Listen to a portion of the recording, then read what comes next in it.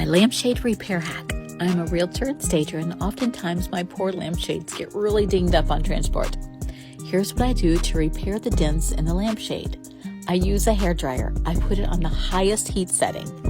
From the underside of the lampshade, you're going to reshape, remold the shade into its original position.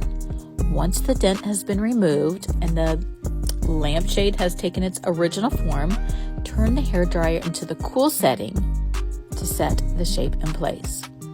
Now there are no bumps and bruises. Return to former glory.